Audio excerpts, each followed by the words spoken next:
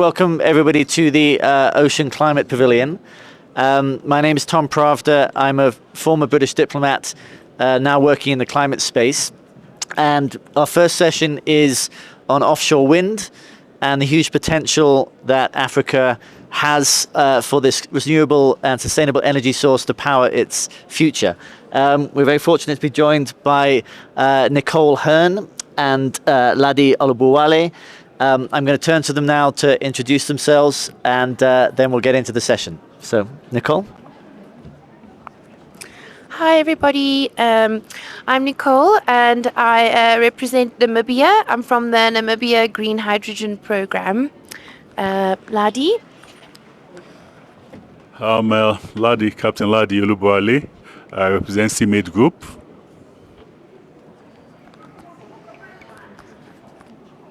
Thank you. So, as you all may know, Africa has an enormous source of energy in its offshore wind.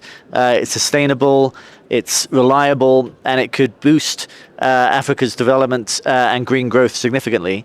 Nicole has worked extensively on many aspects of it, and I'm going to ask her now just to talk us through a bit more detail on what that potential is and what are the obstacles to realizing it. Thank you. So basically, so I haven't yet worked in offshore wind in Africa, but I'll explain why. But I was working in offshore wind in the UK. And of course, we know that offshore wind is, it's not yet in every market and it's not yet in every region. There was a big push for offshore wind in the North Sea because of course, Europe's need for green energy, as well as given the fact that they didn't have a lot of land area. And the North Sea was sufficient in terms of depth. So offshore wind is most feasible when the water area is less than 80 meters because of the size of the sort of the foundations that are required to be put in. And so that makes it kind of the most economically feasible. And then of course you also have in Europe, you have financing mechanisms that were put in place via auction systems. So they have set up power purchase agreements to basically allow for obviously guaranteed revenue, to allow for credit flows to be accepted. And then they've also set up some CFD mechanisms in the North Sea, which are contracts for difference. And basically what that does is it allows for pricing to be achieved that enables the producers to have profitability. So if the power price is below a certain cap, they fill in that gap. And then if it's above, then this fund basically gets a revenue inflow to subsidize when the price is below. So our reason why I started with that is to kind of explain how the offshore wind system works in Europe and around Europe. So now we come to Africa. So you can kind of already think about now you want to transpose that system to Africa. So obviously it can become, there's a lot of potential, of course, but we have to think about how we do it. And so at the moment, I know that they've identified 4 kind of hotspots as first mover hotspots in Africa. So it's Morocco, Egypt, Kenya, and South Africa in terms of its wind potential, also in terms of the ocean depth and ability to set up these structures, because it's quite a complex operation to set up. It's some of them, if you look at from this ocean bed, the sort of foundation to the top of the turbine, some of them are taller than the Eiffel Tower. So, I mean, that's a big operation. And then you need certain kinds of vessels that have big cranes that are enabled to put them up, but I'm sure Captain Ladi will know a bit more on the maritime side. But yeah, so those are the hotspots in Africa, and I know that there are various feasibility studies ongoing to try understand how exactly to design the mechanisms and the systems there. I know in Egypt they're looking at the Suez Canal, which is obviously quite interesting because it's not super deep, so it's good for like economic viability, because the deeper it is, you need to then have floating offshore wind, and floating offshore wind is then more expensive than fixed bottom offshore wind, where fixed bottom is that foundation mechanism. So that's what they have in Europe. So yeah, that's kind of in a nutshell sort of the areas of hotspot. Of course, it is still in its infancy, so you do need de-risking mechanisms. And what I mean by that is you need to have certain kinds of financial de-risking efforts in the beginning to help these sectors get off the ground. And part of those, as I've mentioned, are things like contracts for difference. But again, that goes back to who sets that up in Africa? Is it a centralized contract for difference? Is it a sectoral contract for difference? Who governs it? You know, if South Africa, let's say, produces its first offshore wind, do they have their own CFD mechanism? But then if Morocco starts, do they have theirs? Or do we have an integrated system? So I think those are the sort of thoughts that we should be starting to think about and maybe start to brainstorm around to support the sector. So those are sort of some initial thoughts around how Africa's offshore wind might evolve, some maybe de-risking mechanisms, and then I will hand over. Should I kind of hand over directly? I'll hand over to Captain Ladi, who probably will talk a bit more on some of the maritime aspects. Thanks, Nico. She has actually done justice to that as well. I'll follow up on where she stopped. She gave a very good insight about what is this all about. The question we should ask ourselves is it clean? Yes. Is it going to be green? Yes. I did a project in Australia with the supply value chain. And most of the project that was done on the FID, final investment decision, few scaled through, but at the end of the day, they had issue with supply value chain. And that is the key about it. In Africa, it's a learning for us to look back and look at what has been done, what can we do in the corridor we identify. I'll go more technical in this now. She mentioned about the depth is one of the key, and the speed as well, wind speed. That's what generates the power, to generate the power.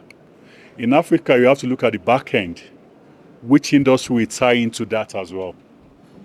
In Australia, there's a place they call in Melbourne, Geelong. They are looking at opportunity to actually look at options for the refinery. They improvise with the wind because of the shore-based water space. They did the first one, but they had challenge with supply base because it's a new economy when it comes to all the materials needed, starting from the installation to this thing. So they had problems at the beginning. They couldn't get vessel that was fit for purpose for it as well, because the length of the blade, the knowledge economy around it, also the equipment, they couldn't, and also the financial aspect of this as well. So most of the FID that was done, this came through for final approval. So for us in Africa, these are learnings we should take on. We should look at how do we manage our supply value chain. We've identified the corridors, and they have got good depth, with good speed, wind speed. These are opportunity for us to look at it as well. But presently, do we have the knowledge economy? Do we have the finances to look at that as well? It's an opportunity for us to look at and also to take it down to the grassroots.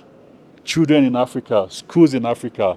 Let's a year one student start talking about offshore winds.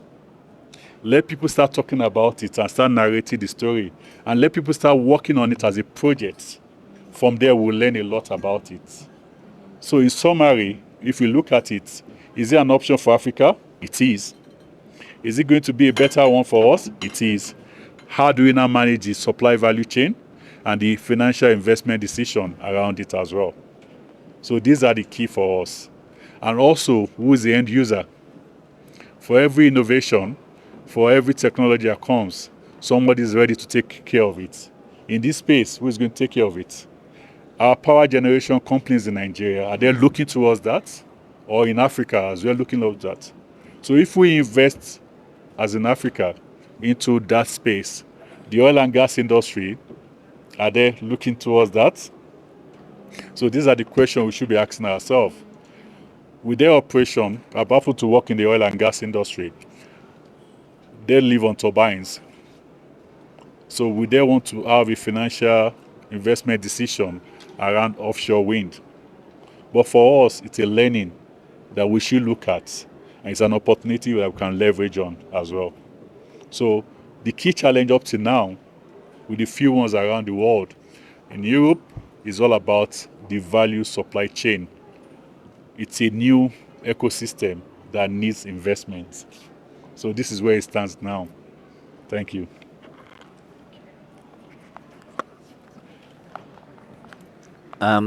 In a minute, I was going to ask if there are questions from the audience, but I'm going to take moderator's privilege and ask just one question at the outset. You've talked about the sort of the regulatory environment a bit and the sort of governance questions, talked about the practicalities, very important practicalities. Could you just talk a little bit more about the basic economics? My understanding is that compared to onshore wind or solar, offshore wind is more expensive. And you've talked about the contracts for difference. Is it something at this stage that essentially needs to be subsidized? And if so, who might subsidize it? Or at what point might it become profitable? What's the sort of timelines and cost curves? And I wonder, perhaps bringing in the example of Europe, who has subsidized it to date, and how's the European market going? Okay. I'll put that to me. Thank you. Thanks. Yeah, so I mean, those are good questions. Just to give you an example of the cost of, as I said, there's specialized, and as Captain Ladi also said, there's specialized vessels that are needed. And just to give you an idea of the cost of one of these vessels that are able to put up, these big cranes that are able to put up the turbines, they cost around 150 to 200 million euros per vessel, new build. Day rates for hiring, so chartering, it's around $150,000 a day. Per day, exactly. So it's very expensive. So I mean, and it's a huge capex exercise, right? So you're going to need a ton of upfront investment. Then you're going to need a ton of continuous working capital to build these. So how they do it in Europe is they actually offer the land via a tender. So, and then that tender is backed by a government auction that then prices the wind. So as I said, there's this sort of average price that they need so that the developer gets a return of investment. I think it's between like 10 and 15% in like pounds or euros. And so then the government then prices the auction so that this allows to result. But obviously, on the day, there's all other mechanisms that affect electricity price. So it doesn't guarantee it's going to get there. So that's where you have the subsidy mechanism, this contract for difference, where if the price of electricity on the day drops below, it tops it up. And then if the price goes above, then this goes back and channels into the fund.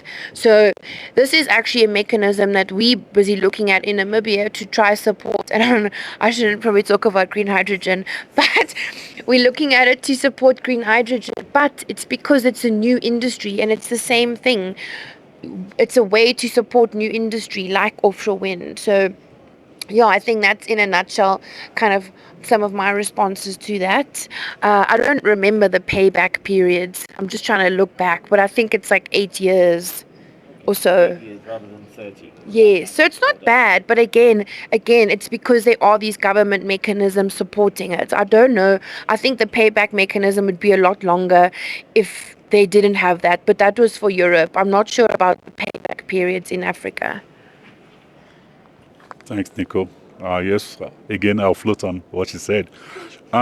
Looking at the pricing, bringing it back home in Africa, I'm not sure if we've actually done a lot of robust feasibility study or around it as well. Because presently now, when you look at the cost of doing an offshore wind power and the possibility of having a floating LNG power station. When you compare the cost together, will you want to pay $120,000 for a vessel in which is just 15% of the value chain supporting the offshore wind? And you can use that in a year to charter a vessel for almost a year. So these are the constraints and the challenges we have to look at. And the most important, who are the off-takers? Let's figure it out. Who is going to invest in it? Who is going to take it up? Our power stations, power company ready for that as well. So there's a lot of competing elements now. The solar is there, the gas is there. Offshore wind.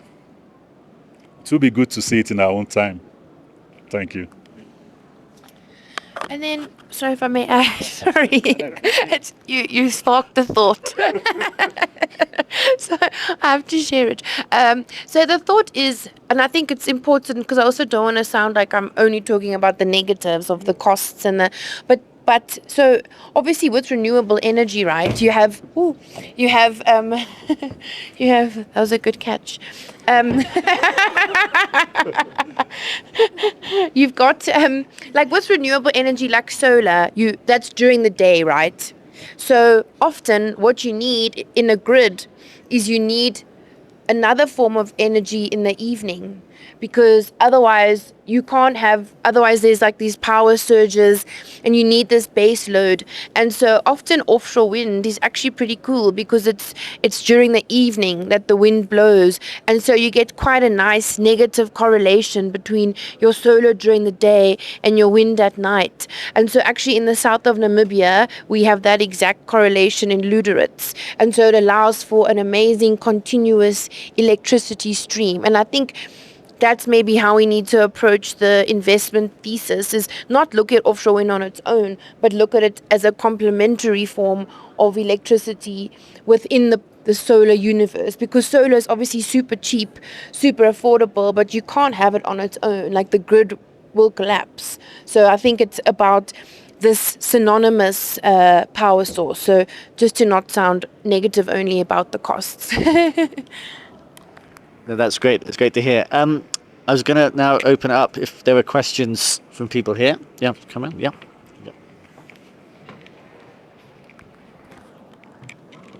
Thank you so much for taking my question. I'm trying to wrap my head around this concept of offshore wind. It's not something that I really understand so well. I'm actually from Somalia, and we have the longest coastline in Africa. But we are a long, long, long way off thinking about this concept of offshore wind and any sort of renewable energy. How challenging is doing this job, like offshore wind utilization? How challenging is this like concept of offshore wind utilization? Thanks. It is possible and it is challenging. And I'm sure Somalia is part of the corridor they've nominated as well too. Financial implication of it as well. And also, for every trade, there's always an up-taker. Who is going to take it up? Can we align it with our present energy infrastructure with the power system? And also, how challenging will it be? It needs a lot of capital investment. If there's a capital investment, I'm sure we've got the resources on the continent that we can nurture to do that. I'm not sure if that answers your question very well.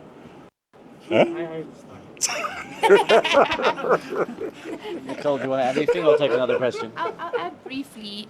I also think the way you can start is you first need to, and Captain Ladi mentioned this earlier, it's about the wind speed. So you can go look, like type into Global Wind Speed Atlas World, and then you can go and look, and they show the different zones of speed around the world. So if you first need to identify that you have enough wind to actually do this. So I would say that's a first step.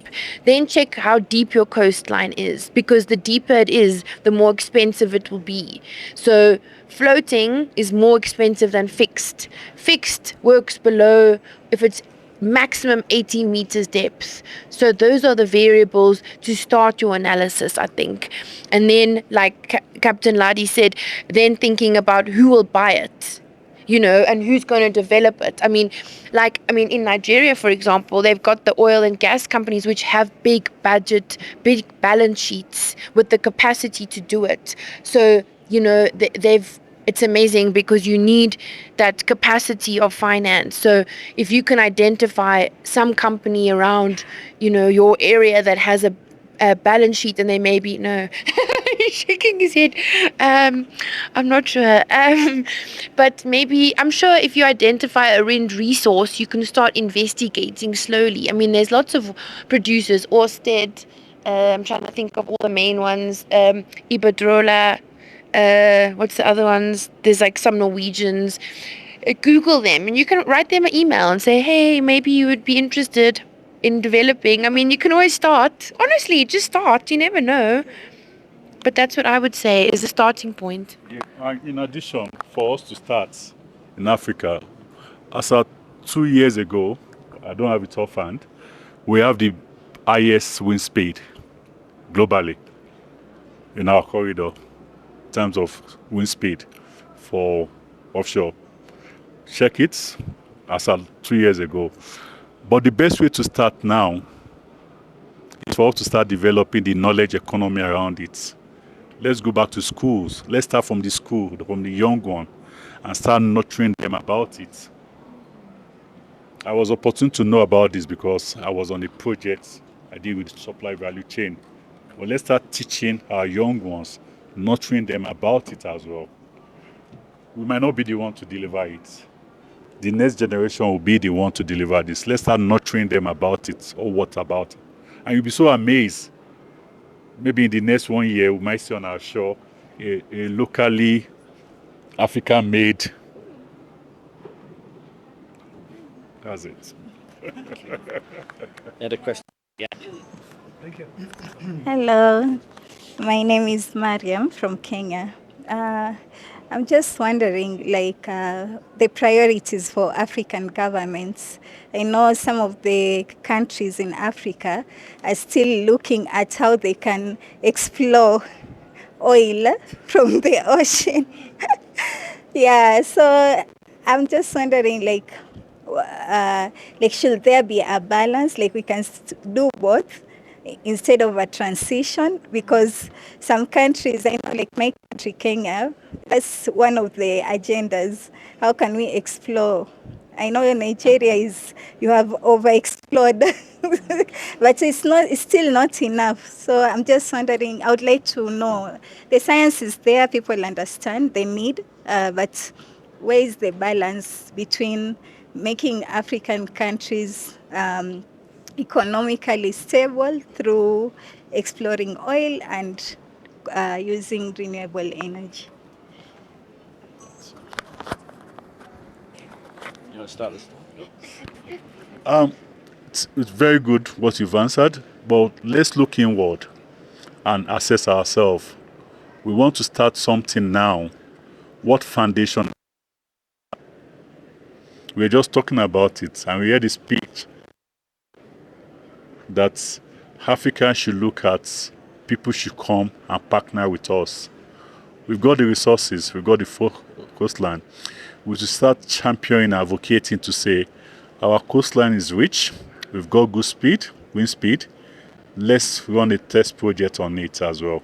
From there, we will learn a lot about it. It's for us to start championing it and start the campaign. But we can't just jump to meet what the Europeans or the global north have done without not having a foundation about it. How many groups is championing offshore wind in Africa?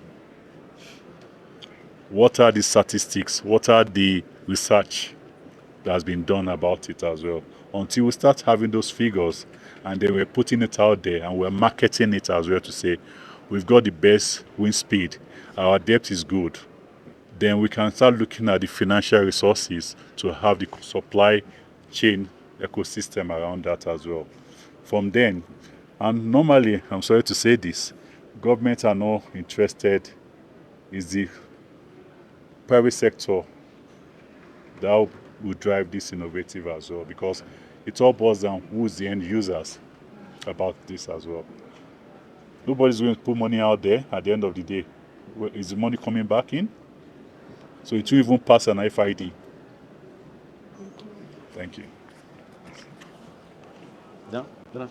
Okay, and then he's checking it.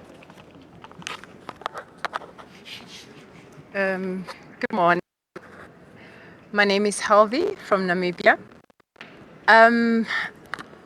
You spoke about the corridor and also in terms of supply chain and all that. And you specify that the area that the potential area is area with high wind speed. So I just want to know, is there any preference in terms of wind turbine? Is the vertical or horizontal one more appropriate? And is that both from the capturing of the wind speed as well as from the cost perspective? So which one is more appropriate in our African environment? For you to do any project, you have the C elements and you have to model it. From the modeling, that's when you can now decide what comes out of it. There are parameters that need to be aligned. So offhand, nobody will give you the question. But you know the depth, you understand what it's all about, the parameters, there's a modeling that has to be done. From then, you will now see what is fit for purpose. And that is done in every project. Thank you. Just gonna check if the mic is on. Is it on? No, it doesn't look on. I think your voice is... It's died. The power's off. Okay, so everyone just needs to speak up. Yeah. Okay. Do you want to say anything more to that question? I'm not a Use this one. You can still use this one. Okay. I'm not really a technical specialist, so I don't think sorry, Helvi, I can't give you any more advice there. But I think to your question, yeah, maybe. I guess it's about cost per unit based on, but you're also the technical expert, so you are, you could probably tell us. But also, just to address your question, I also think that we don't have to, and I think Captain Larry said it, but maybe to make it more explicit, like we don't have to follow the footprints of people that have gone before us. We can decide our own economic trajectory, and we can decide how we want to frame, our economic growth path. Like we don't have to go the same roads that other countries went. And, maybe that means we're doing many things at the same time. And maybe it's cross-funding, cross-pollinating, and that's great. And like Captain Adi said, it's he said that governments, they do struggle to fund these sorts of initiatives and they won't drive it. And we also can't expect them to because, governments only have a certain amount of fiscal power that they have, and they're balancing a million different needs, schools, basic medical services, basic infrastructure. So why would they take a bet on a sort of new industry or a new kind of quite expensive? It doesn't make sense. It's risky. So we need the private sector. That's where the private sector really has to take that leap. And the thing is, where there are economics, the private sector comes. I mean, you've seen that all over the world and in many different industries. So I don't think we should worry about it, but we just need to educate the private sector on what the opportunities are. I think. Okay. Let me set it up for you. Okay, so we've got about 5 minutes left, and we get one question from this gentleman who's been very patient, and then final answers, and then I think any concluding thoughts from you two. Okay. Thank you very much. The name is Wisdom from Ghana. I'm an economist, so pardon me if I'm becoming more economic with my questioning. So I'm thinking about incentives. So most clean energies, green energies, may not be able to generate flow of revenues that may offset the cost, because clean energies have some externality or spillover positive externalities to them. If we invest in clean energy, we are reducing greenhouse gas emission, which is a global public good, which means that someone else has to subsidize. And since it's global, where are we getting the money from? It may not be from the private perspective. It may not be lucrative for a private person or private company to invest. So there should be some form of subsidy or some part of the cost paid by some global type of order or institution, and I'm wondering where the money will be coming from to incentivize private investors to invest in this. Thank you very much. So I think I'm checking with Daniel. I think we don't have time for any more questions, but I'm going to ask then the panelists to answer that one and then give wrap up thoughts. Okay. I think that's a very good question, Prof. And I think the truth is there already are global mechanisms that are filling in those externalities, such as the carbon credit system, right? So you've got the voluntary, and then you've got sort of regulated. Of course, Africa doesn't have one single regulated market like in Europe. But you can still, many projects in Africa, you can register them on the voluntary carbon markets, and then you've got that externality payment. I mean, obviously that's not sufficient as the only form of externality payment, but that's at least bridges the gap where, as you say, the economics aren't necessarily viable on its own. And hopefully in the future, there'll be other funds that also provide, sort of taxation relief, such as, and I know Dr. Dola will love this comment, such as the IMO Net Zero Fund, which could then be used to... the camera came off, which could then be used to also provide subsidies and become this externality gap filler, so that we, can still produce despite the fact it's not economically viable. But yeah, I think that's a great question. Thank you. Closing remarks. Sorry, I have to fall over the place. Yeah, for me, let's start the conversation. Let's take it back to the school. Let's take it back to the people in the coastline. Let's talk about it. And I think that's the way to go. Thank you.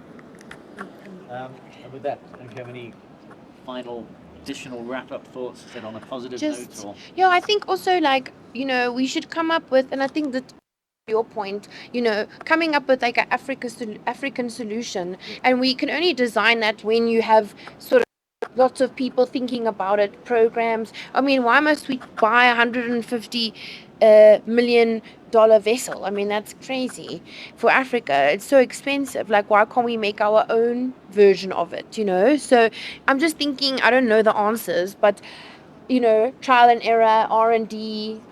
It's as simple as getting a wind gauge that can measure speed on our coastline. Install it, measure it, and we get our raw data. Yes. It's as simple as that. And we can't do it. We get school children, the researchers, to do that. It costs nothing, less than $1,000 to put all those things on our coastline. And it gives us the record of our wind speed. So we don't need someone to Google that for us. We have it. And it's a learning. The more we start spreading the knowledge economy around this as well, it's good for us. Yeah, so African solutions for African problems. 100%.